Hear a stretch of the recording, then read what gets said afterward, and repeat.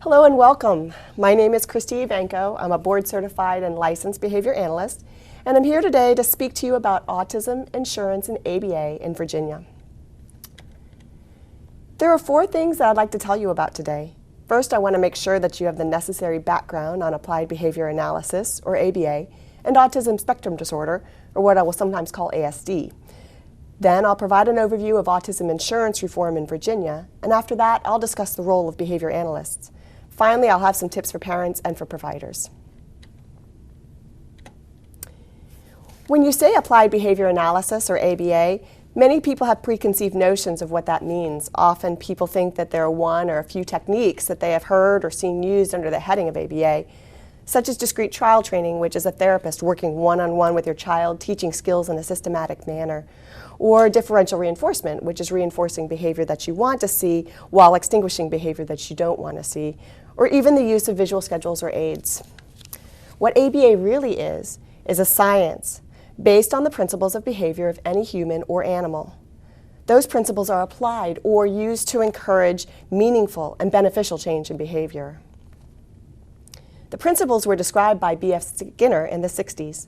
Today, ABA has evolved to encompass evidence-based techniques that include shaping, reinforcement, extinction, environmental changes, and more that are established on the principles of behavior.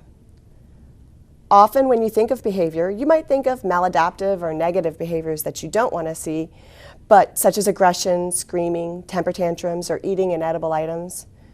But behavior analysts frequently focus on reinforcement of pro-social or positive behaviors that you do want to see, such as speaking or interacting with peers, focusing on academic tasks, or following instructions. ABA is marked by extensive data collection to ensure that interventions are effective in changing behavior in a significant manner. When interventions are shown by the data to be ineffective, then they are changed. It's not something that's solely performed in the classroom or controlled settings, but rather the use of principles that are extended everywhere, including the home and community, from helping your child get dressed in the morning to waiting in line at McDonald's or getting his hair cut. And finally, in Virginia, the law stipulates that ABA must be provided or supervised by licensed behavior analysts. ABA is used in a variety of areas, from animal training to managing employees in the workplace, from marketing to helping people with disabilities. ABA, or behavioral treatment, is the only treatment that has been shown to be effective for children with autism. The most famous extension of ABA to autism began in 1987 with Ivar Lovaas's landmark study, where he used it as a treatment of young children diagnosed with autism. In that study, some children received the treatment while others did not. And in the group of those who received the treatment, almost half were said to be indistinguishable from their typically developing peers by the age of 7. In that group that did not receive ABA therapy, only 2% achieved what they called normal intellectual and educational functioning. Since then, there's been extensive research on ABA and its applications to persons with autism spectrum disorder. In 2000, the Surgeon General noted the success of ABA in the treatment of children with autism.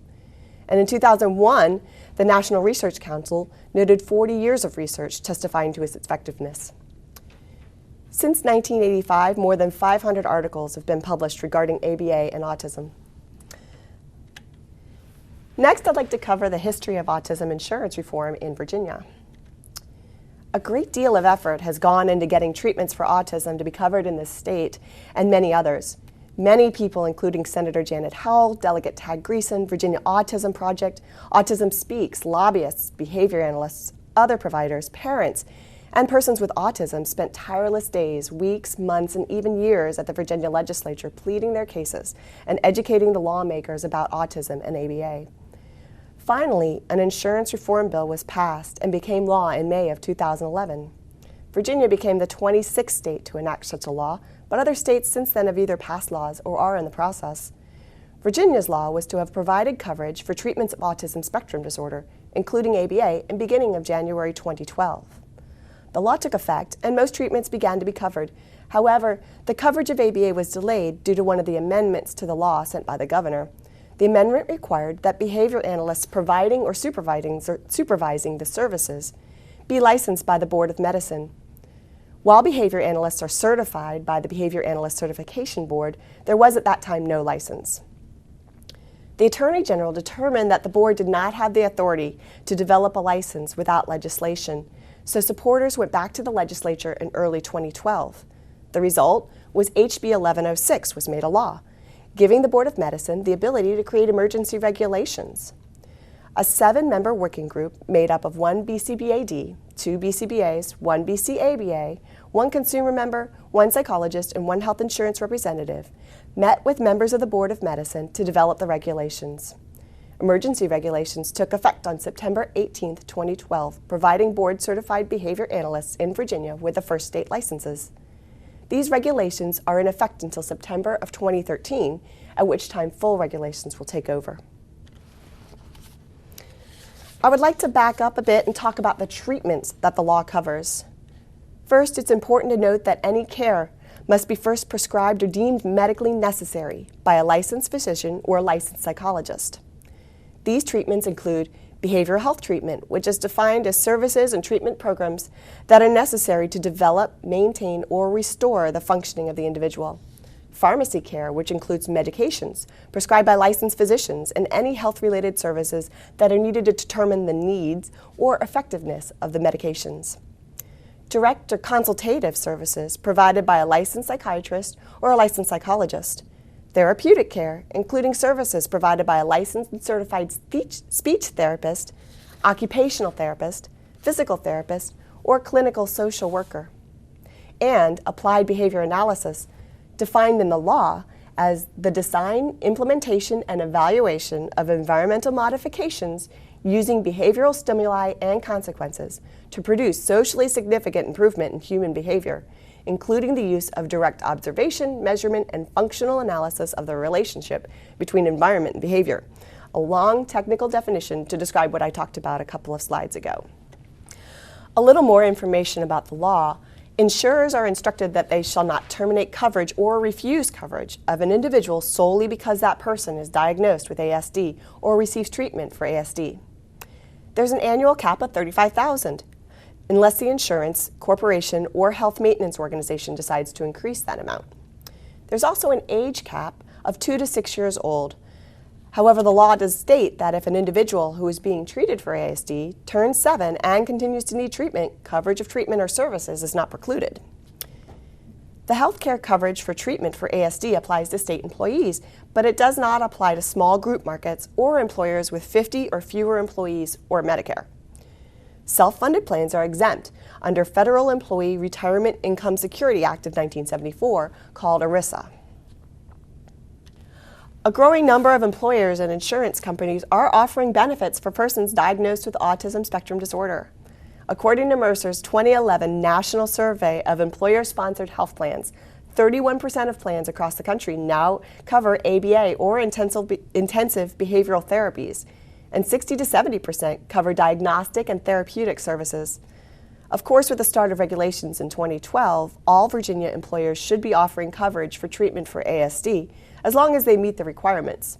TRICARE for the military has already been providing coverage for ABA, and even some who are self-funded and thus exempt through ERISA are providing coverage such as Home Depot, Wells Fargo, and Capital One. Next, I would like to talk about those instrumental in delivering therapies based on applied behavior analysis, the behavior analysts. There are currently 3 levels of behavior analysts. There's a doctoral level, or BCBAD, as they are called. There's a master's level, or BCBA, and both of those are referred to as LBAs, or licensed behavior analysts, if they have applied for and received their license. The 3rd level is a bachelor's level, or BCABA. When licensed, these professionals are referred to as licensed assistant behavior analysts. BCABAs are required to receive supervision from BCBAs on a regular basis in order to practice. Aside from the type and amount of schooling that one has received, there are also differences in experience hours needed to certify and in the examination that is taken based on the level, but there's not much of a difference in terms of what they do.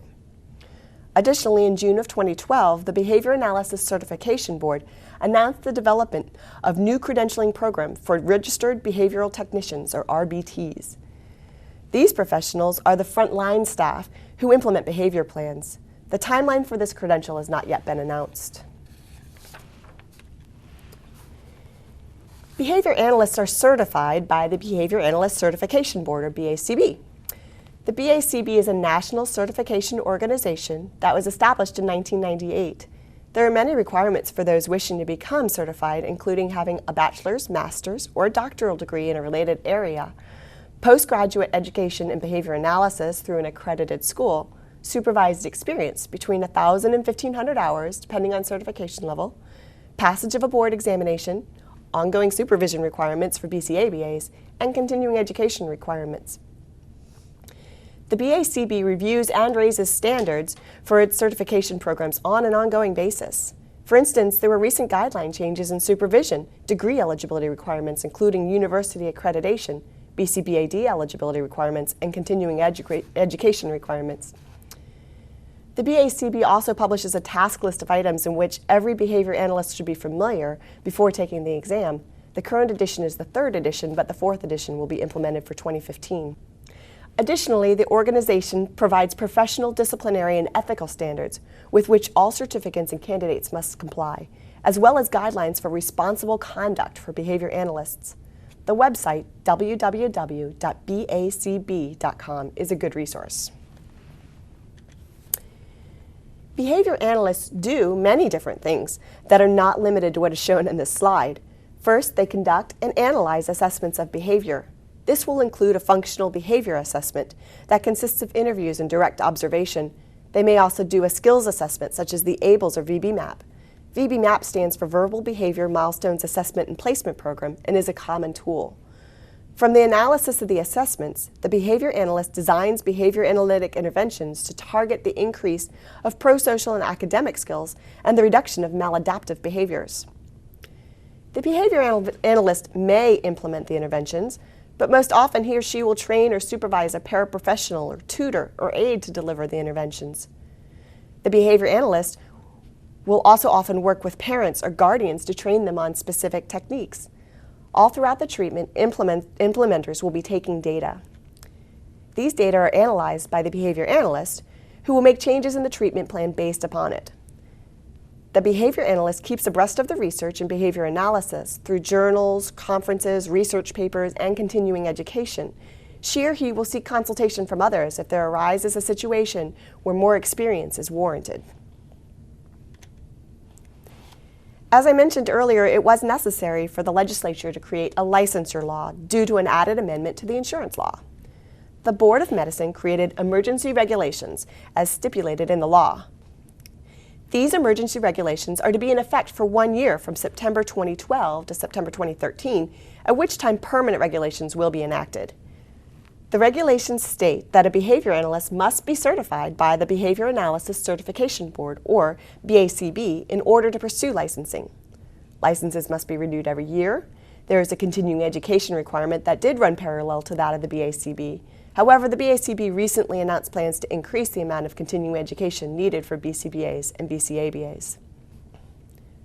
The regulations also lay out supervision requirements for BCABAs, such as contract requirements and the frequency of supervision. As licensed practitioners, BCBAs and BCABAs are required to meet other stipulations as set forth by the Code of Virginia, including confidentiality and record maintenance, among others.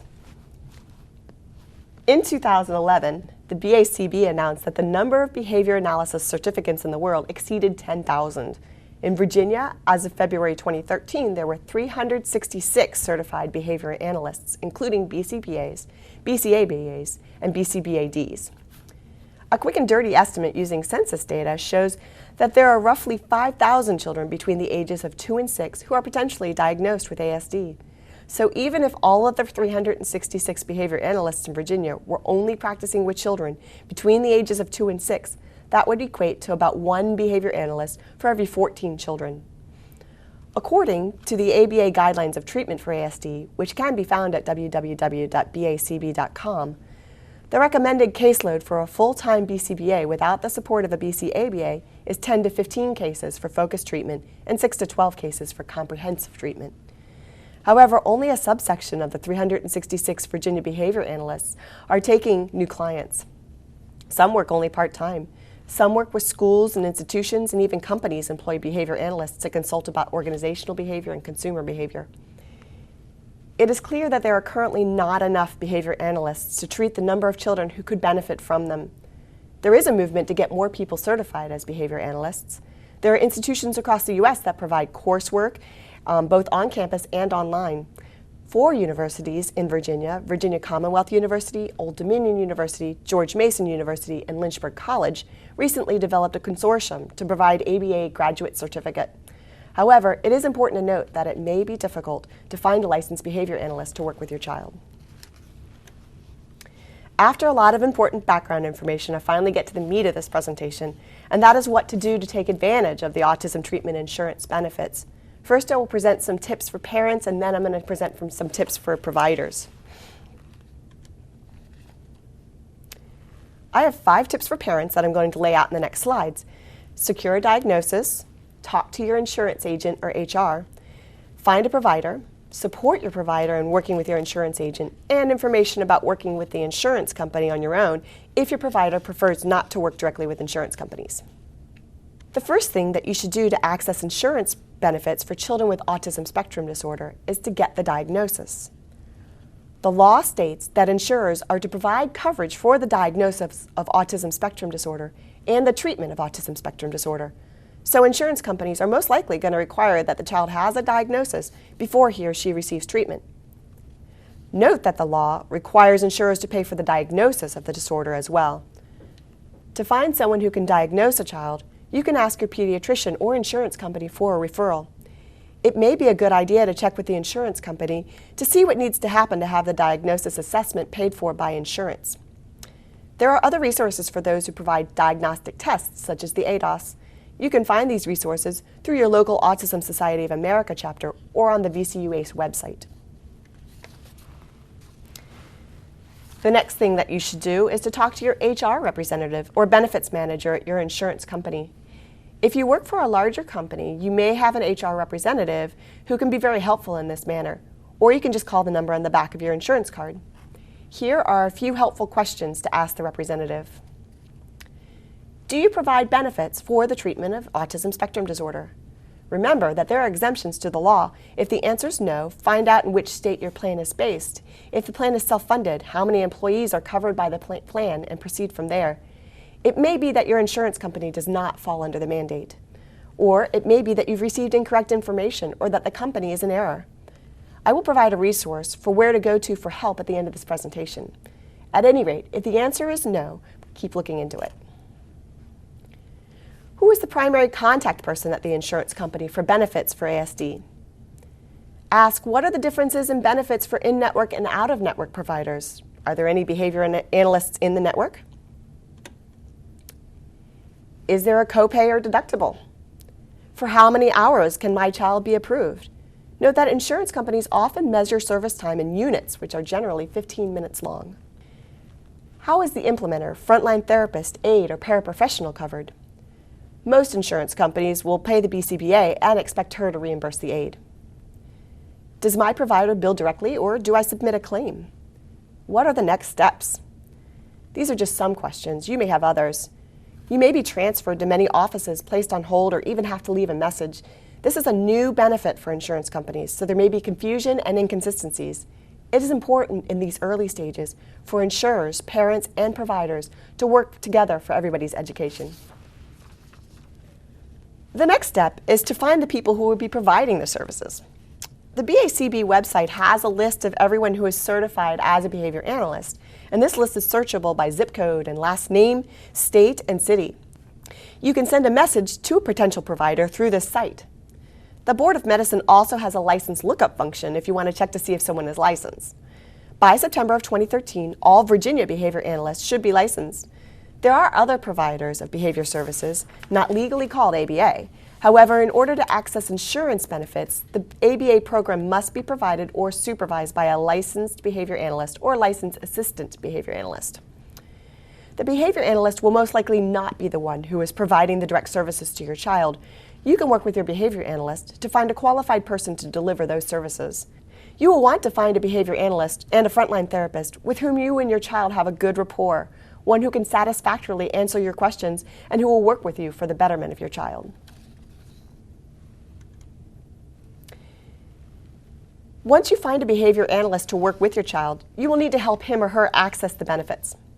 You should provide information necessary for contacting the insurer or billing the insurer, such as your group insurance plan or number or phone numbers for benefit services, often found on the back of your card. Providing the diagnosis letter from the diagnosing physician or psychologist will be very helpful.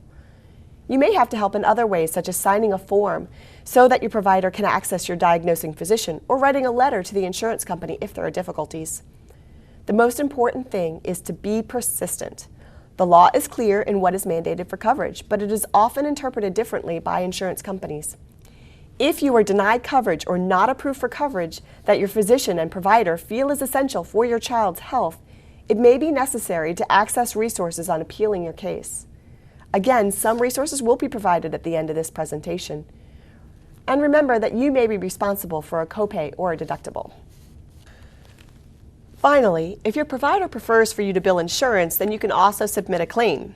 I recommend that you find someone in your company's human resources department or someone with the insurance company who can help guide you. You will need to get necessary information from your provider, such as his or her National Provider Identifier or NPI number, proof of certification and licensure, and federal tax ID number. You may have to get pre-authorization from the insurance company for your chosen provider, and you will most likely be responsible for payment prior to reimbursement. Additionally, there is a terrific document on guidelines for health plan coverage of ABA for autism that can be found on the BACB website. This guide can help you learn more about typical ABA services, and it is a good resource for insurers as well.